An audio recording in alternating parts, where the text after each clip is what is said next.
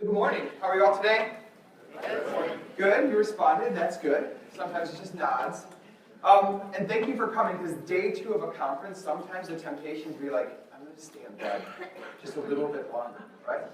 But if you're like me, I've built an entire career on the little pieces of inspiration and challenge that I picked up in situations like this, where I walk into a session and there's someone who I've never really met, but I feel their authenticity when they present, and I start to believe.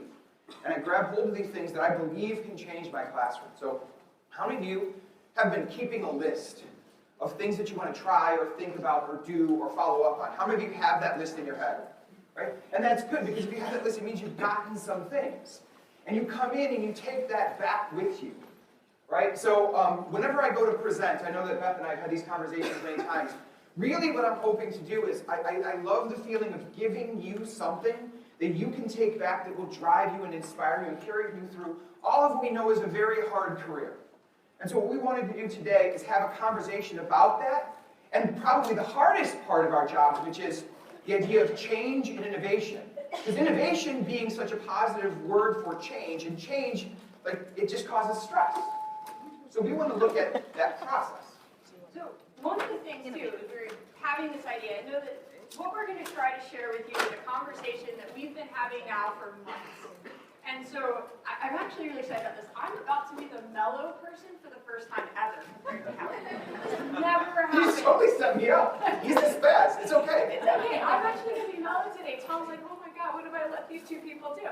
So we've been talking about this idea of innovation for a long time, and it started with, like, we kept hearing, like, innovation this and innovation that. Like, there's been books. I've actually read 2 books on innovation in the last couple of weeks to go, I wonder what this thing is. Right? There have been TED Talks on innovation. We've watched a whole bunch of those and said, well, what is this thing? Blog posts. If you go look through, anyone on Twitter? Who's on Twitter? And we won't mind that you're multitasking for a minute, but I bet if you just flip through your Twitter screen, you can find something innovative from the last 24 hours.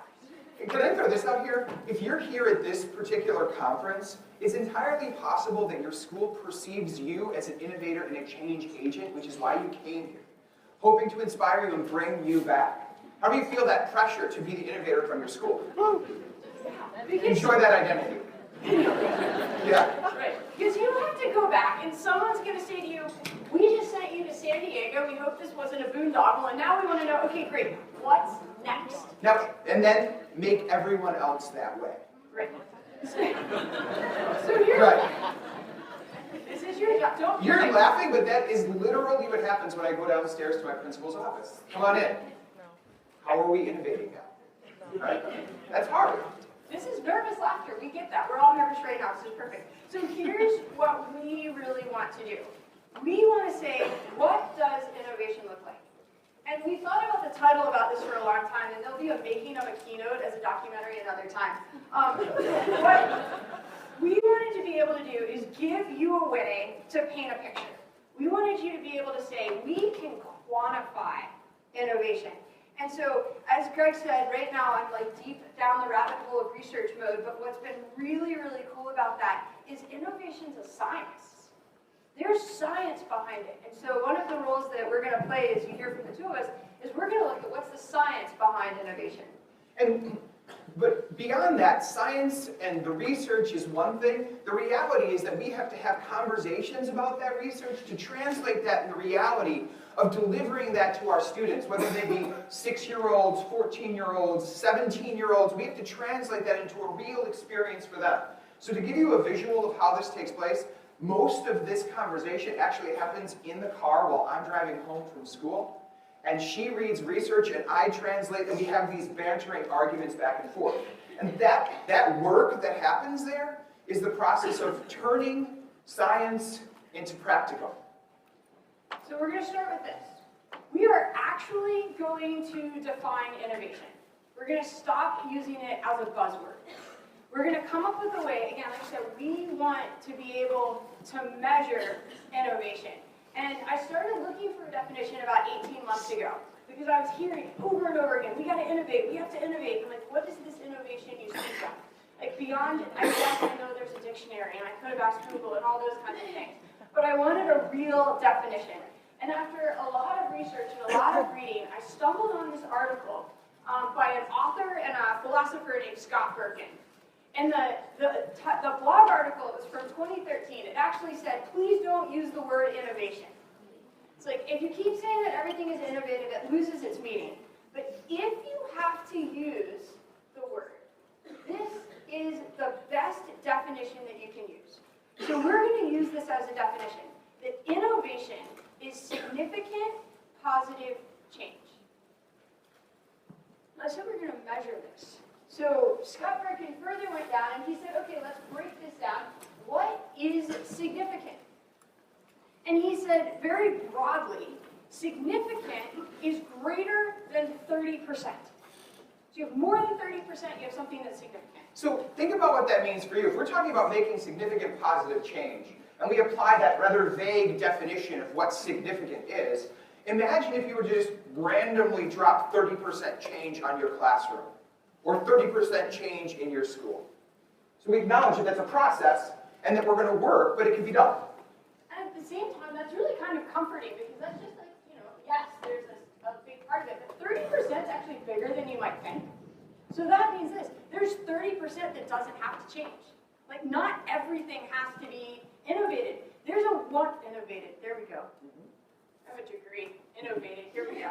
But you know what? I'm from Atlanta originally, I'm just going to blame my region. But it also, and maybe this is something you convey to your teachers, is that it means that there's some foundational things that you do in the identity of your classroom gets to significantly stay the same within all of that change. Because there's a lot of things that have worked really, really well in education for hundreds of thousands of years, and we're not saying, okay, let's throw everything out. And I think that comes down to where the next piece of this definition, which is what is positive. So now, here's my first question. Does anybody know what that is? Who knows what it is? Anyone? Yes, what is it? It's the bacon bowl. You can actually buy one. So, I was, again, I'm searching for this definition of innovation, and I did I'll admit it, not very good Google search, where I typed in, like, innovative products. And this came up. And this is what came up, the bacon bowl. Now, mind you, she's also pitching this as a slide in this presentation. I'm like, don't do bacon. Don't do bacon. Please don't do bacon. We did bacon. We did bacon. But here's the thing. So the bacon bowl, it actually looks like an upside-down muffin tin. You wrap bacon around it, you bake it, and now you can eat your food out of a bowl made of bacon. Now, Scott Berkun did argue that not all inventions are innovative. I would call this inventive. So we're going to come back to this definition. We want something that's significant, but we also want something that's positive, and I will leave you to interpret whether or not you find the bacon bowl to be a positive, significant change. For some of you, you're like, yes. Yes, it is. I'm on the fence, I gotta say. So I want to do this. Let's just talk about our experiences. No matter how long you've been in teaching, change comes pretty quick. So just ask yourself, maybe share with the person next to you, what's the most significant, positive change you've ever experienced in your career? Say hello, say good morning. Positive. Positive. Positive.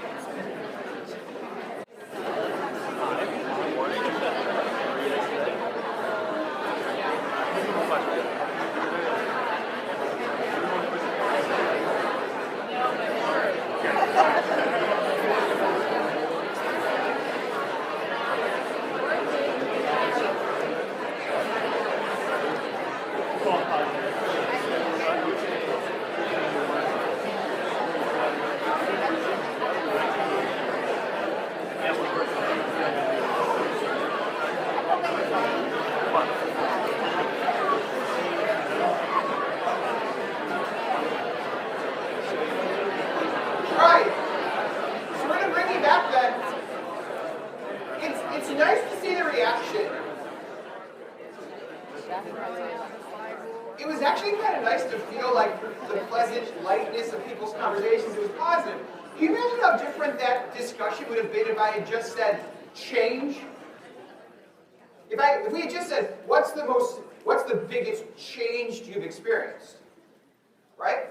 Because we have this sense that there are changes that come that are sometimes hard on us. Right? But let's talk about this. We're talking about positive change. let's go to the next step behind this. If we want to know how it happens, now I want you to take a moment and share with the person next to you, who or what was it that inspired that change in your classroom? What drove the change that you experienced? Talk about these things.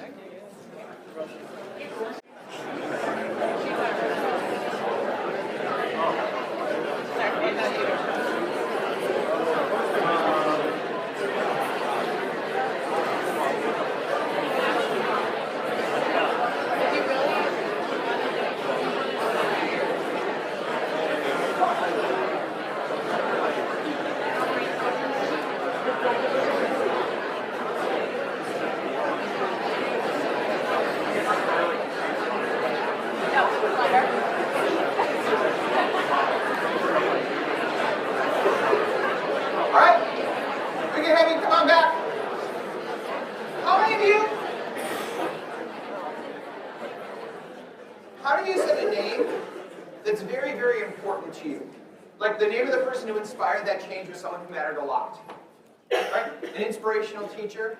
See, when I think about that, I think about a team. Well, the bigger story is probably this. I have as one of my most prized possessions, and my children know it, this backpack where I put every single letter I've ever received that thanks me or says you've inspired me. You know, it's like my soul backpack.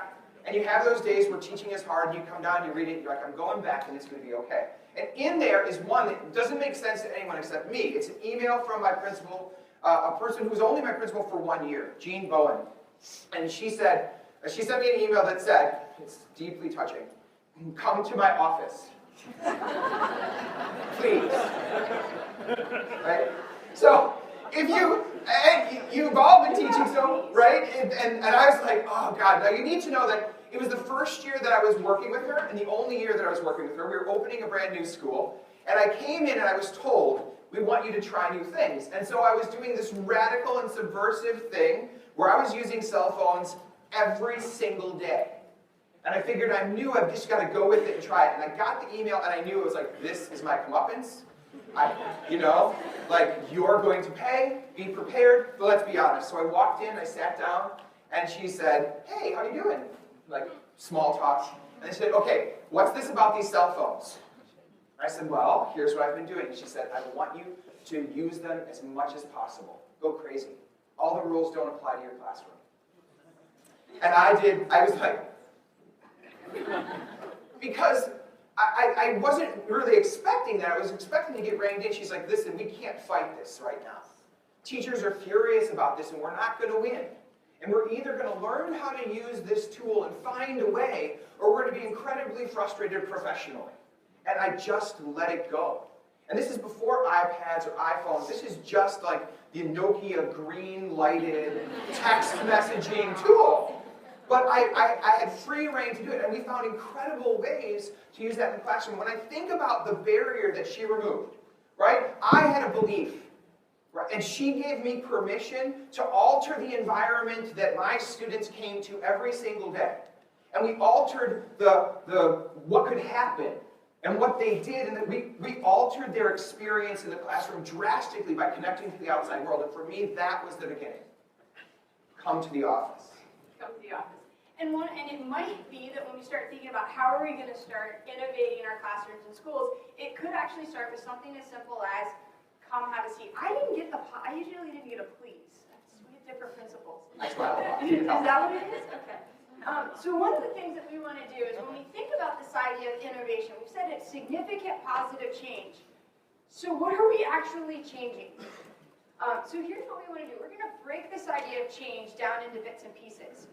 And we're going to look at it in 3 ways. And we can actually know, and this was what's really nice, that our definition of what we want to break down can actually go back to the mid-1900s. So there's a social psychologist by the name of Albert Bandura. And Albert Bandura, around like 1925-ish, started writing about this idea. He called it social cognitive theory. That was the first one.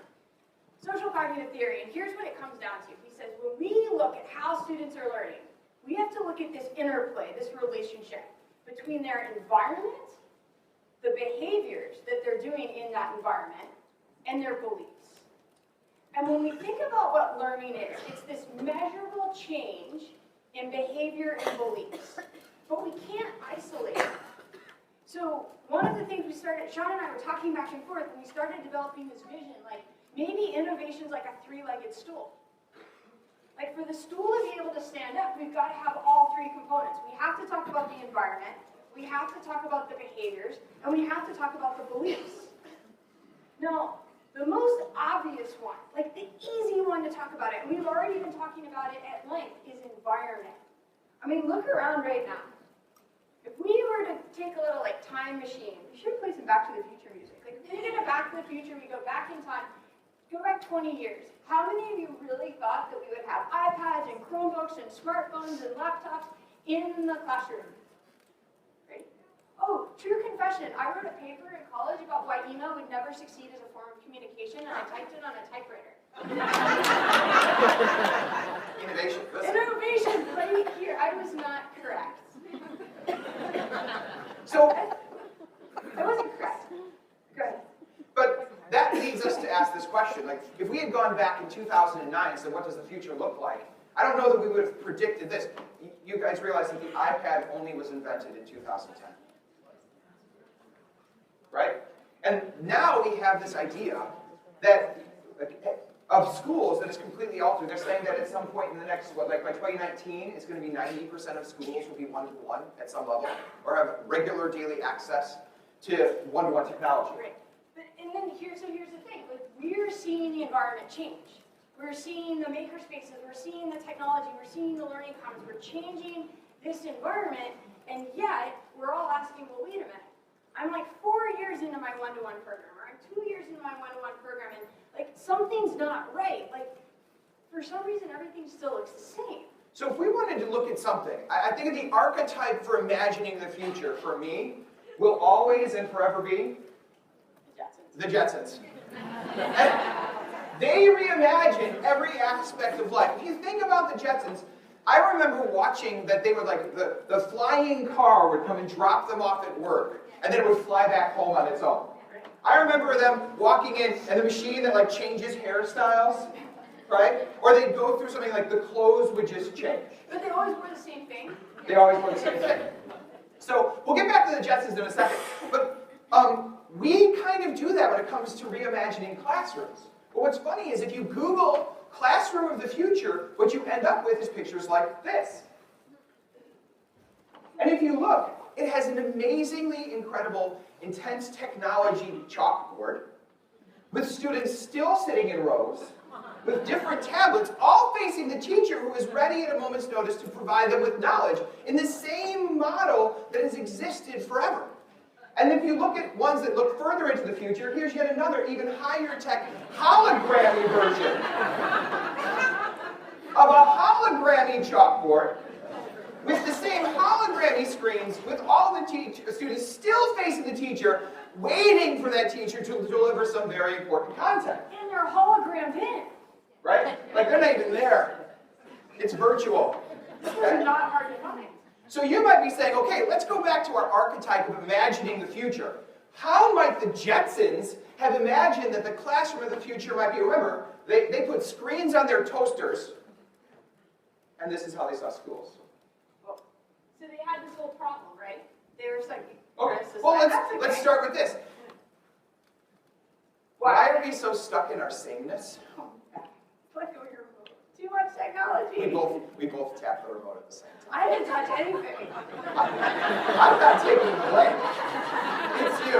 Hey, can I just say this? You want to talk about innovation? You can teach for 21 years and co-teach. You put 2 teachers in front of a room, and it becomes this incredibly difficult thing to be able to speak and do a job that you've done every day for your whole life.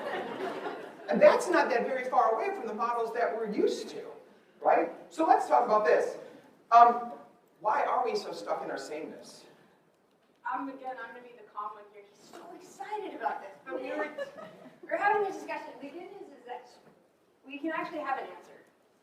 So there was a great book that was written in 1995. So think about this. 1995 by David Tyack and Larry Cuban. And it was called Tinkering Toward Utopia.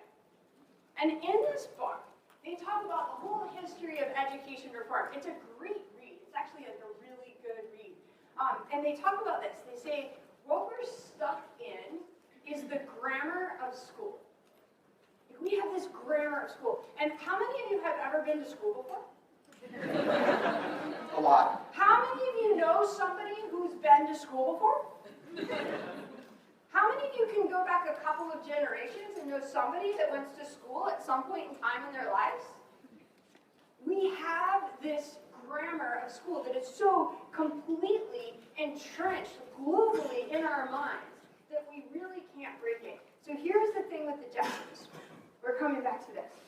Again, we have a group of creative individuals, like super creative individuals. They can envision flying cars, they can colonize outer space, right?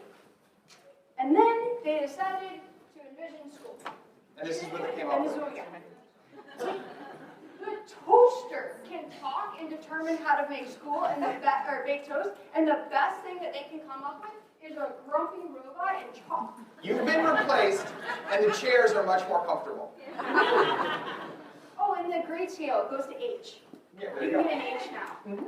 So here's the challenge. Like, we have taken our vision and we're still trying to project it forward. Like, we cannot break this grammar of school. So, think about this. Name any other profession where before you spend your first day in the classroom, you spend 17 years watching a model of that job over and over and over again before you teach your first lesson.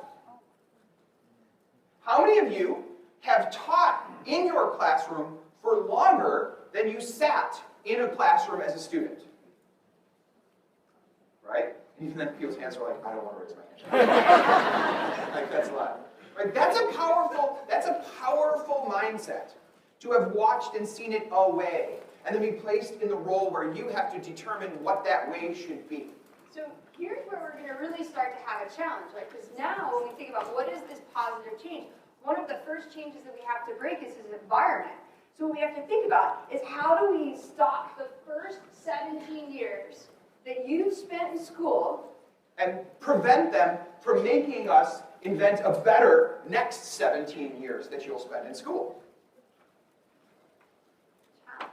That's weighty. It's not so easy as making one choice to change it.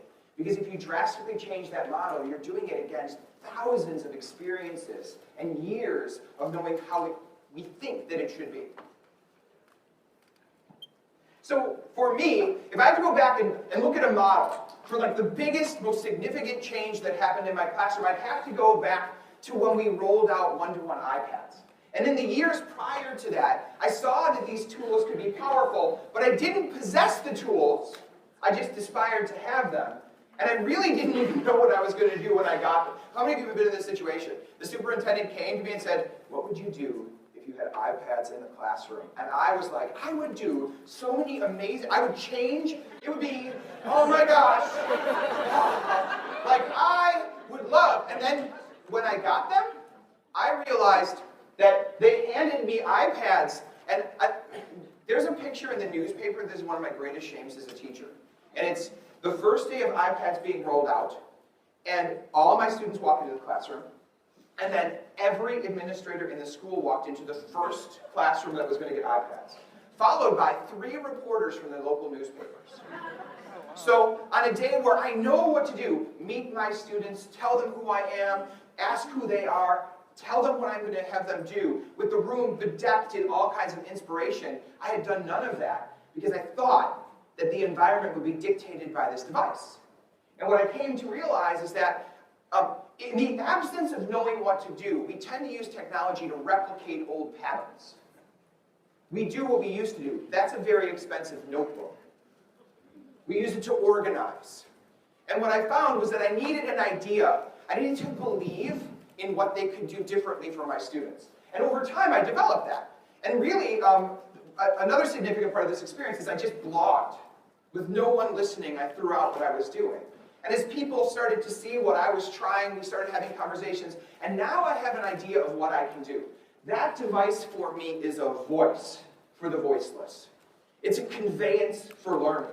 It's gravity on every act of learning that we have. Expressions of learning explode beyond my classroom, and I'm passionate about the fact that I have to get what they are doing and learning out. But then I had another interesting experience, and I'd be interested if anyone else has had this. After converting our entire district to iPads, I was offered a new job. And I took it.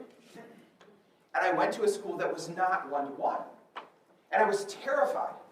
Every time I thought to do a lesson, I had this idea that involved the tool. And every time I tried to process what could happen in my classroom, it was trumped in my mind by not having that tool. And that was a problem for about exactly 6 weeks. Because what I realized then, what's that? You complained longer than that. It was a little more, okay. Let's be honest. But the thing is as someone who was like halfway across the country, like he's gone into this environment, he had so many ideas, we were talking all the time, like, Shawn, what are you doing in your class? Shawn, what are you doing in his class? And he took this new job, and he was so excited about it, and you were like 2 or 3 months in, and I'm like, so, Shawn, haven't heard from you in a while. And what's going on? well, because I was used to speaking in technology, not in practice. And that's where maybe another significant learning moment happened. What really changed my classroom was never the devices. What really changed my classroom was a belief that altered my environment and changed learning behavior. And the learning behaviors and the way that we express lessons could stay the same. And I realized that my classroom did not revert back. Losing the tool did not alter the environment back to what it was before, because what was in place, what is way more powerful than the device, which is the belief in what learning can be, and what learning behaviors truly alter, change, and create active learners, right? So then when I finally got those devices back, it wasn't the dramatic change that I thought. It wasn't going one-to-one again. We already crossed that threshold. So now, this is where we have a new challenge. How do we ensure the survival of an innovative species? How do we think about how we can make sure that this change can actually happen? So now we're going to take another flashback into history. We're going to go back to 1996, and we're going to go to Wisconsin. Anyone from Wisconsin? Yeah. Sweet. Okay, so we're going to go back to Wisconsin, and Wisconsin in 1996 was having 2 major ecological problems. So the first ecological problem was this.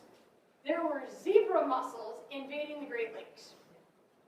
Now, we looked up what a picture of a zebra mussel is, and we were told it looked gross. We cannot show that to you. It's disgusting. It's a little gross. So we know what zebra stripes. Symbolism.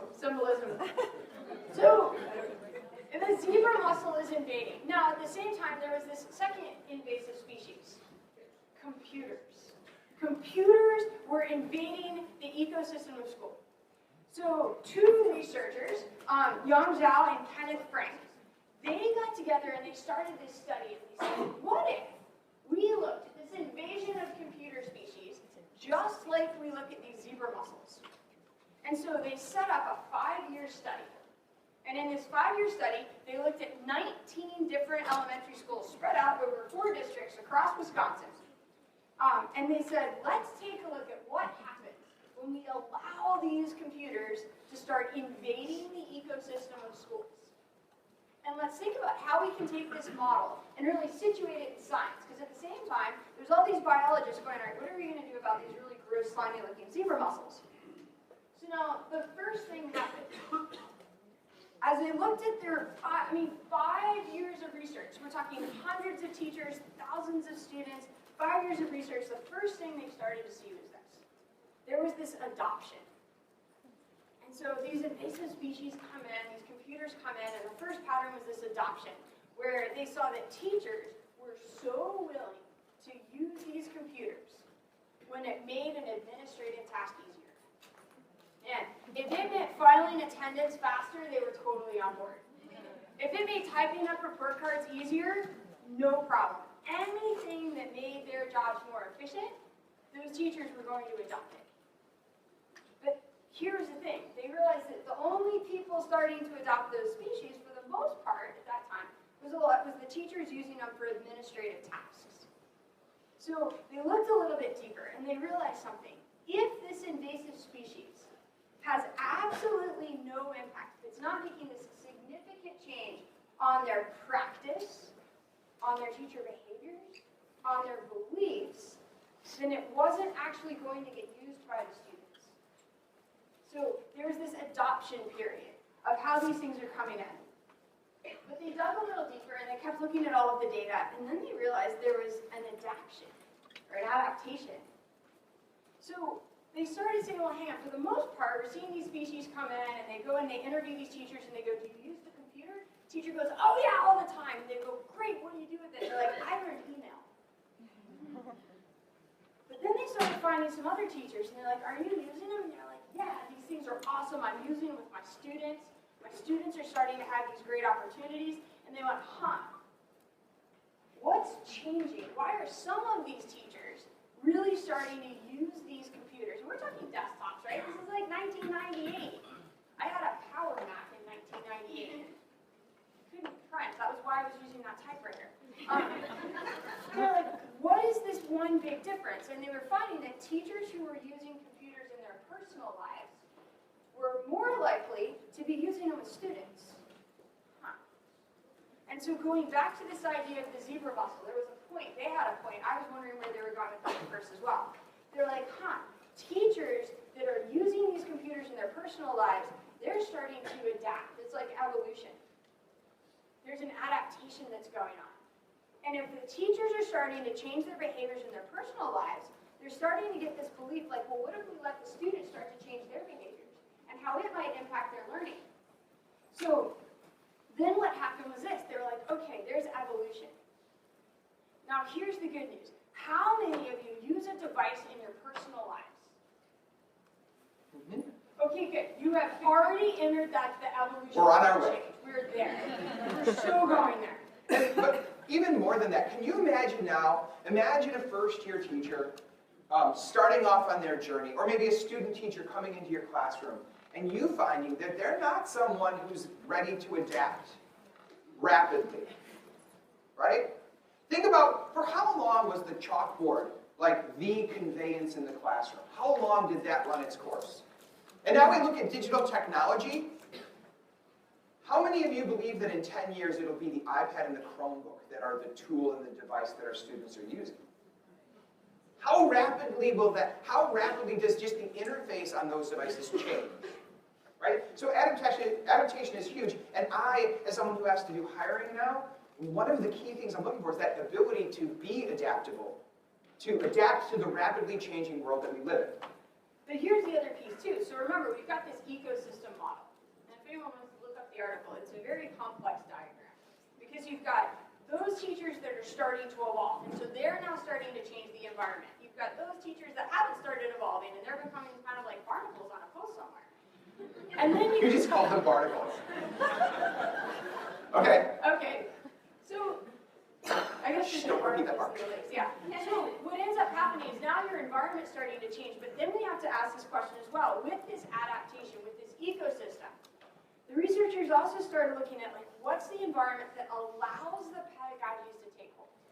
That just like Shawn talked about as principal earlier, how do we make sure that we can allow these changes to happen? Where's our administrators in the room?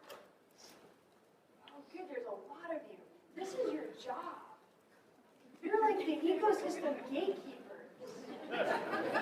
That's not funny. That's hard. That's hard. Like we have to make sure, right, that there's a school community and that we've got administrators and teachers and colleagues and that we're really trying to make sure that we're supporting this growth and we're not squashing it. I think there's still zebra mussels in the Great Lakes. Like they've invaded, they're there. And the ecosystem's actually allowing them to happen. So kind of what we have to keep in mind is this. What is the significant change that we want to see? To direct the process, we have to know what's the significant change that we're looking for. And this change, I mean, we've already said, it's got to be more than the devices. It has to be more than just the fact that we're changing this environment. And as the researchers in Wisconsin started pointing out, it's about how are we starting to change these behaviors. You know, it's more than furniture, it's more than makerspaces, it's more than iPads, it's more than Chromebooks. You know, again, ultimately what we want to start thinking about is how do we change these behaviors? So Al in November yesterday started to hint at it. He's like, how do we make sure that we're building this group, that we're building this whole set of new students that are critical thinkers? Tony Wagner, who's a researcher and a professor at Harvard, has a great book about creating innovators. And there's the Most Likely to Succeed movie that's out right now, and they talk about all of these wonderful traits about how we're starting to build these innovators. And what Tony Wagner says in his book, he's like, it's not what students know.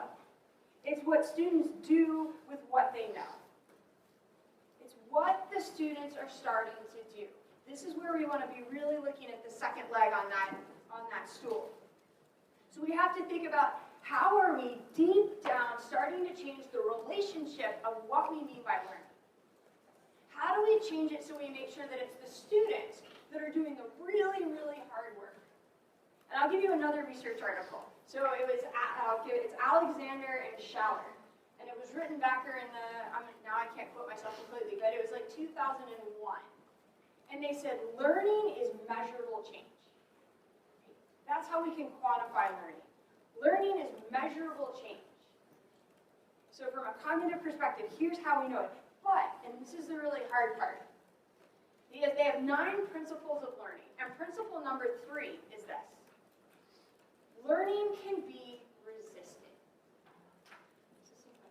We can resist learning. And I bet we can think about this with these behaviors. We want this learning to happen, we want this measurable change to happen, but we also know that it can be resisted. Because how many times have you had to learn something new that is completely against everything you already knew? All of a sudden, you have to change everything that you already knew. So at that point, that learning can be resisted. That's where we are right now. We want our students to change the behaviors. Think about it. How many of your students, wait, where's the kindergarten teachers? Oh, okay. Hey, kindergarten, how excited are your kids when they come in the room to learn something new? Like, you have the best job ever. They're actually still excited. Where are my high school senior teachers? Let's bring it back to like that moment for kindergarten. When I learned how to write my name, I remember jumping off the bus, holding my name on paper, raising like, my name! And I wrote it everywhere, right? So somewhere between kindergarten and 12th grade, they even started to realize they became enculturated into that old grammar of school. They were waiting for us to give them the information. You know, they're going to learn to be quiet and sit down and listen. They're going to learn to take notes. We have this, we're going to push this content out. But now, it's not just what they know, but what they do. That's hard for our students. It's as hard for our students as it is for all of us as teachers. This is the hard part, and honestly, this is a pretty terrifying part. And what we're talking about is the altering of environments. And the way that I like to frame to my teachers how our classrooms has changed is that we now live in a new, abundant economy of information. Okay? And I'm gonna say this. For me, this was very, very hard because I worked really hard to be an entertaining lecturer. How many of you ever received very good advice from some excellent teachers about the best way to be an exciting, dynamic, and engaging lecturer?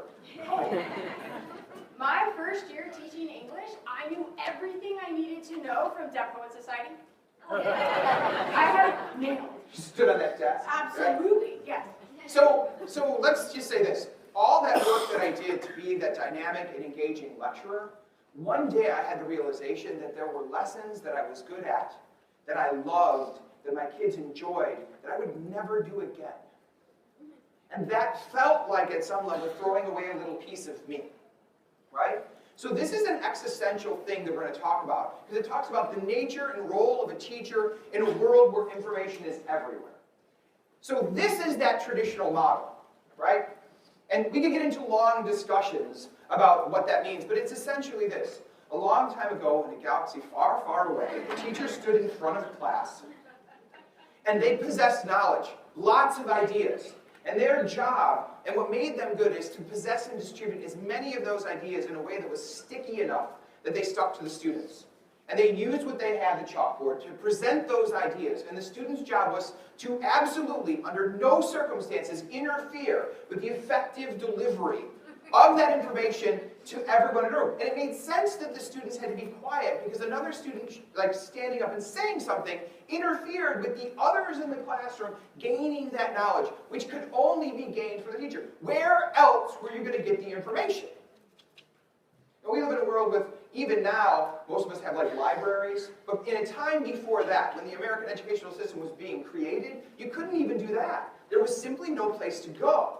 This person was unique in their environment, essential to its operation, doing something that no one could imagine changing.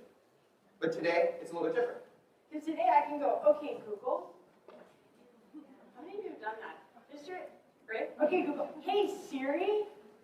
Here's what I need to know. Driving me nuts sometimes. Watching television with my husband, I'll ask him a question, he'll pull his phone out and be like, Siri? Sometimes I go, I'm here. I might have an answer. How many have the pause button on your TV? And now, in between, you're like, I gotta check that. You pause, and you're like, you Google it. How many of you watch TV with your iPad or device or computer because you can't wait to find out things? Yeah, we had to ban it in my house because we all did it.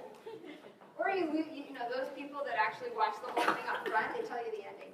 But so here's our whole life is pop-up video now. Or like, remember pop-up music video? Every day is that. Right? So we now have pop-up education, right? Like our students are now bringing into the classroom the most powerful tool that they have ever had to take to school with them, right? They are now bringing with them, they have an entire global library in their pockets every single day. We'll go back to the Jetsons for a second. Elroy Jetson, you know the little one? Just spent too much time studying the Jetsons. But Elroy actually... Study it. So it's really kind of fun. It's all on YouTube. So Elroy Jetson actually had a homework helper, right? So again, we can have a computerized homework helper, and when Elroy didn't know how to do something, he could just ask it. Gee, kind of like Wolfram Alpha. Kind of like Google, right? So now we have our students. They have a homework helper in their pocket. They have a professor in their pocket. They have Khan Academy in their pocket, which, by the way, is really good when you're trying to learn stuff that's hard, right? Because you can pause the teacher. I'm sure some of you right now would like to either mute us or slow us down. Or imagine if your students could pause you when you're talking, like, oh, pause.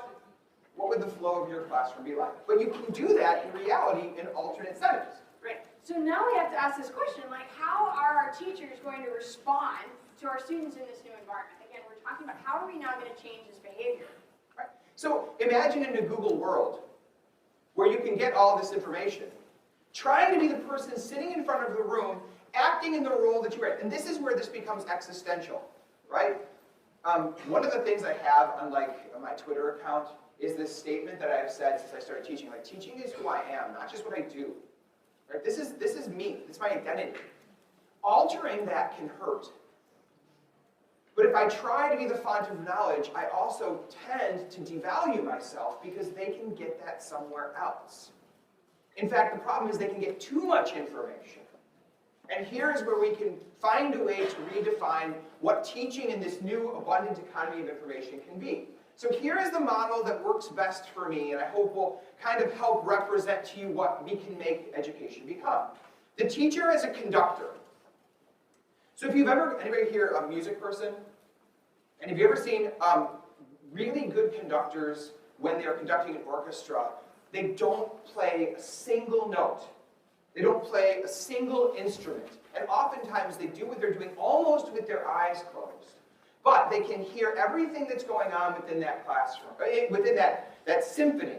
And they can raise the volume of some notes, diminish other notes that are getting in the way. And in the end, they can craft for themselves this beautiful symphony where all of the work, all of the learning, all of the expressions are coming from outside of themselves, but they are integral in order to make that expression something that's meaningful to everyone and not just massive noise. The difference is the warm-up before the symphony and the actual elite symphony playing something absolutely beautiful. That is our role. So here we have the conductor, the class coming in with ideas. and then using those, and then the conductor weaves them together into a tapestry of learning that's meaningful to the entire class, where the innovation of one child is conveyed to the 5 in a different group, where the stations where they're working come up with something unique and we help them, where we remove barriers, where we stop the one kid who might be doing something that's going to get in the way of the process and just pause them for just a second. Teacher as conductor in a new abundant economy of information. So what's this look like? Okay, so that was really good. I I was like, how am I going to transition this? Well done. Well, yeah, you're really eloquent here. Now let's come back. Your job is reality in this Right. film, remember? Okay, and so here's the other part of this. How many of you, when somebody asks you what you're teaching, love what you're doing so much that it could just, you could be going off? So I worked really hard, right? I love what I do with all my heart. And this unit that I did is just a regular unit. So I'm not trying to say it's like dramatically unique from what people are doing, but the way that I envision it and the mindset of me as conductor is something that's hard. So I teach a class of international studies, and one of the reasons I took it is because it has no framework. We have so much freedom. And in this class where I'm teaching international studies, we got to the end where we've built skills throughout. And the end unit is a case study. And here is how the case study is organized. You pick a topic, and that's what we do. Which is good, except for me as a teacher, I have the 17-year echo of being in class in all of my college classes, driving me to do the one thing that I have viewed thousands of times, which is do the research, present the information, let everyone drink in my knowledge. And the other thing is, that feels right. And you have to turn off that voice inside of yourself and allow the students to do something different. So what we did is this, and to try to essentialize this process and prevent me from going off into an abyss of all the awesomeness, right? Yeah. We did the ISIS project. And the key to this is me assuming the role of orchestra conductor. And so I asked all of my students, what is the best way for us to learn about ISIS? And one of my students said, let's watch a movie. And I said, okay. And I came back and I said, I've got 3. Which one do you want to watch? And they voted, and they picked a movie. And we watched that movie. And all I did was give them a framework, not a worksheet, a graphic organizer. And I had said, what is the most important part of this film? What is it that we don't know that we need to know? Right? And what is the best way to share this knowledge with the world? And they went through and watched this video with these ideas. I need to know what's missing. The end result of that was that when we were done, we knew things, but there were so many questions. And we took time to just generate and throw those questions out. My job was collector, to write them down and maybe to help a person who couldn't phrase the question properly get the question more thoroughly on the board. Then when that happened, those questions became a commodity for learning. And think about what happens when you present students with questions. Here are my questions. Is that cheers or groans? But when it's their questions, it's different. I said, okay, we're going to research these questions. And they started fighting over the questions. I literally had to institute a draft, whereby the group that picked first, we would then go through all of the groups picking questions, then rotate back. So if you went first, you got the best, and at the end, the worst question. What this did is created an economy where we learned that how you ask the question matters a lot, and that there are good questions and bad questions. Then we said, what are we going to do? We're going to do research. We're going to do research. My job was not to give them the resources. My job was to say, here's how you search in Google. Here's what advanced search can be. To sit back and ask, how is it going? Why is that hard? Not the content, but the process.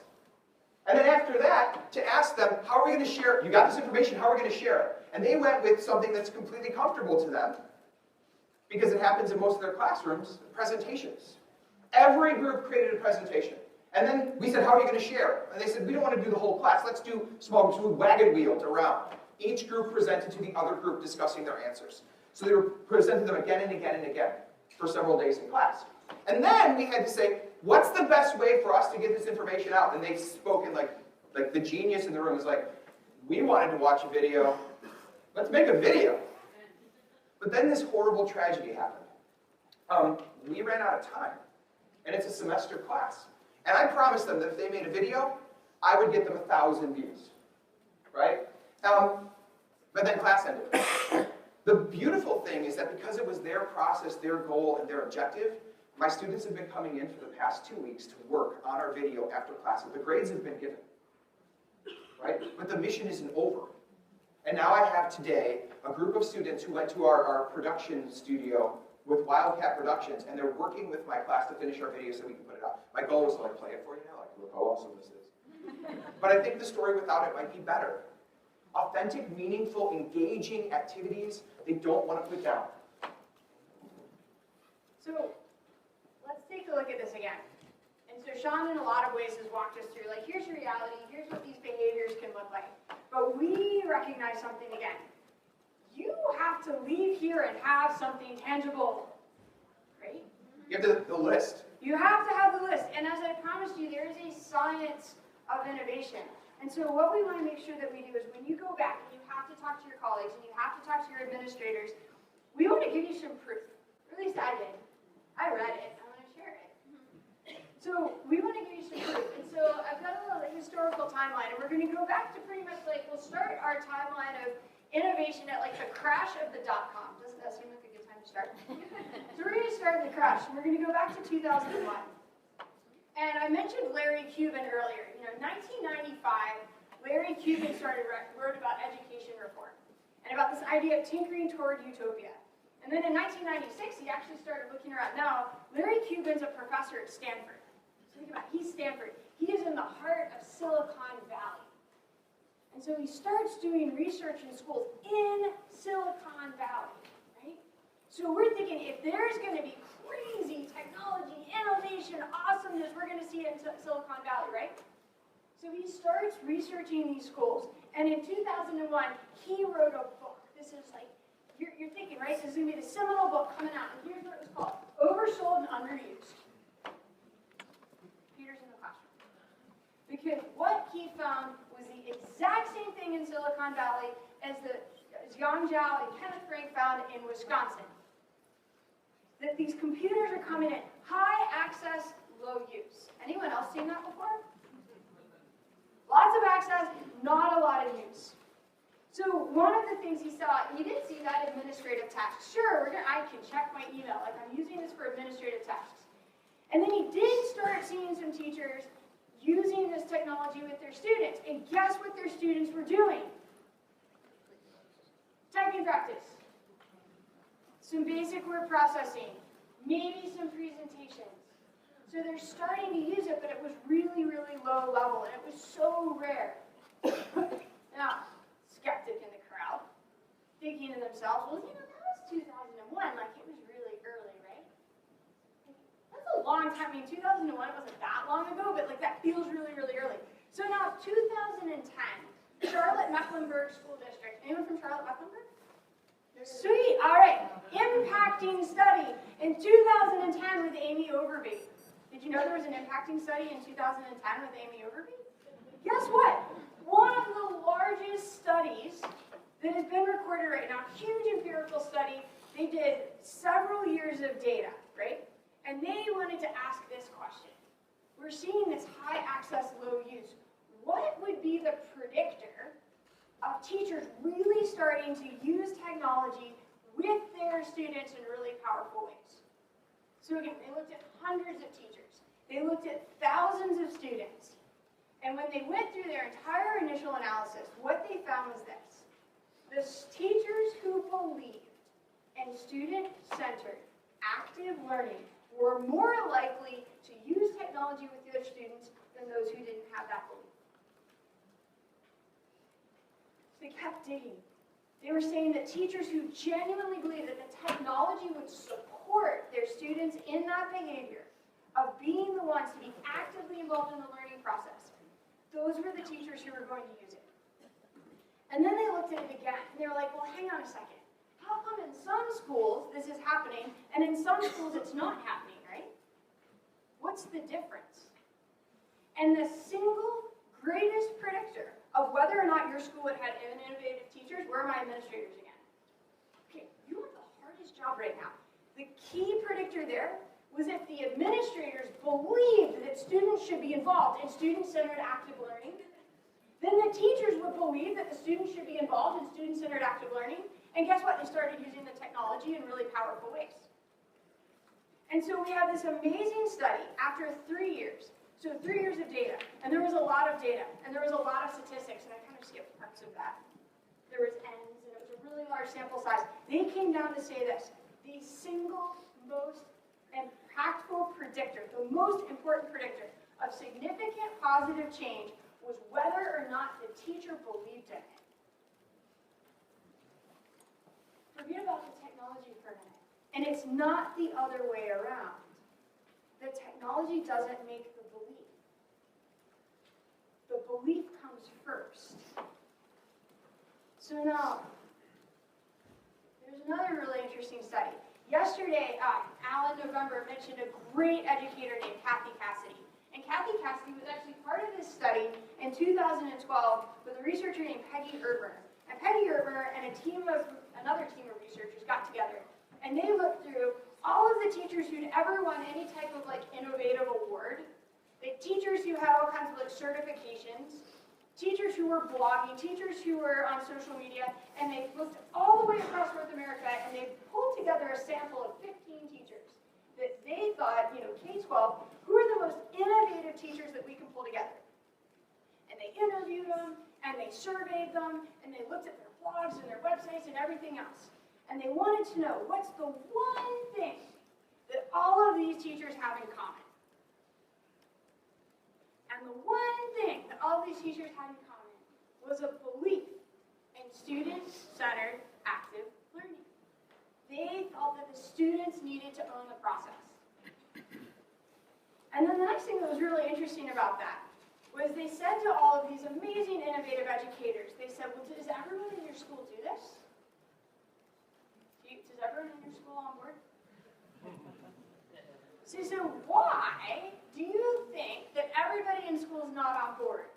And the number one answer, it had nothing to do with the Wi-Fi, it had nothing to do with the age of the devices, it had nothing to do with what device it was. The number one predictor for where these innovative teachers said why they thought their colleagues were doing it was their belief. They didn't believe in it. So now, let's give you one more. I'm going to arm you with data. You're ready to be armed with And data? this is a good one, by the way. This is a really good one. And I'll actually say this. Justin's not here. So Justin Wright, some of you may have heard him yesterday in his session. He's co-founded EdTechTeacher with Tom McCusker. And when we were at the iPad Summit back in Boston, and I was working really hard on this really massive research project, he brought up this study by Scott Freeman, and it's another team of researchers. And I did actually look it up, and I did actually read it, because I'm like, wow, this is amazing. So, I'm so excited by statistics these days, that's where my head is. So Scott Freeman and this team of researchers, they went and they analyzed hundreds of students, college students, who were in the STEM fields. So the science, technology, engineering, math, they focused there. And they looked at hundreds of students. And then they started to do control comparisons. And they looked at those students who were in traditional sort of lecture-based classes, big universities, and those students who were engaged in more active learning. Okay? And they analyzed the performance rates. How did they do on tests? And they looked at failure rates, because at the college level, at the higher ed level, they like to fail, right? Engineering, weed out courses. And they went through all of this, and here was the significant statistic that they found. The failure rates under traditional lecturing increased by 55% over the rates that they observed under active learning. 55%. And actually, in this study, they basically said this. It is now research negligence to even think it's worthwhile to compare lecture learning and active learning. And what we really need to do is start going which active learning might work together. We have to even change the research field. Can you even imagine arguing against something that research has said that implementing it will decrease failure rates by 55%, and yet you're going to argue against it? But yet it happens, and when I look back, what would make a person who in the face of data knows that a change can reduce failure rates by 55%, what would make them argue against it? And I come up with this, and from my own personal experience, because it's hard. Right? It's hard. That is a very powerful model that you're trying to break down and reimagine. So I'm guessing because it's so hard, no one's ever done this before? Well, here's what's really exciting about it, which is totally in practice this. Here's what's really exciting about that, Shawn. It's Tell actually... us, Beth. Who could possibly have done this impossible thing? This is so exciting because we all actually know who has already done this impossible thing. Big Bird! Oh my gosh, I have been done. Okay, so here's betting here. I called Shawn at 6 o'clock in the morning one day. So at 6 o'clock my time, it's like 5 o'clock his time. I'm like, I have the answer. The answer to all of this is Big Bird. The answer doesn't seem like it should be Big Bird. The answer is Big Bird. And no, I've had a lifelong dream to be a Muppet, and this moment right here is probably as close as I am ever going to get. But I can't believe I let you do that. Okay, but anyway, go ahead. Big Bird! Big Bird. So here's what happened. Let's go back and trace the history of Sesame Street. So Sesame Street didn't start with like some random street and a whole bunch of fuzzy Muppets in the middle of New York, right? And Sesame Street didn't even sit with a whole bunch of like network executives sitting around going like, what are we going to do with public television? I've got this device that's in all of these households. Huh. It wasn't about the television, and it wasn't about the street, and it wasn't about the fuzzy Muppets. Okay? They started with this need. So a whole group of educators, and reading the history of Sesame Street is actually quite fascinating because they brought together child psychologists. They brought together children's book authors. They brought together, Jim Henson and the Muppets and the Children's Television Workshop and a whole bunch of educators out of Harvard. And they said, we have a massive crisis in this country. Children that are in high poverty areas, that are in urban areas, they're not getting the same preschool experience as what you're seeing in the more affluent areas and in the middle class areas. And they're coming in behind. So they said, hang on, we have this technology, we have public television. How can we start to increase the connection between school and home? So they started with this idea. They said, what we really want to do is we want to start to change the behavior of learning. We want students at a really early age, we want these children to start to learn what it's like to learn. We want them to start to learn how to do the alphabet. We want them to start to learn their numeracy. So they wanted their students to start to develop these new behaviors. Okay? It didn't start with a street, it didn't start with a television, it started a need. And in fact, they got to a point, and Joan Cooney-Gans, who was the lead researcher behind the whole thing, she said it came down to this.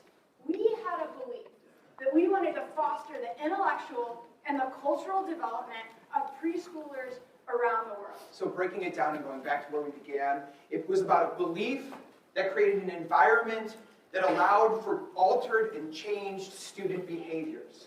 And if we think about this too with this example of Sesame Street, how many of you have ever seen an episode of Sesame Street?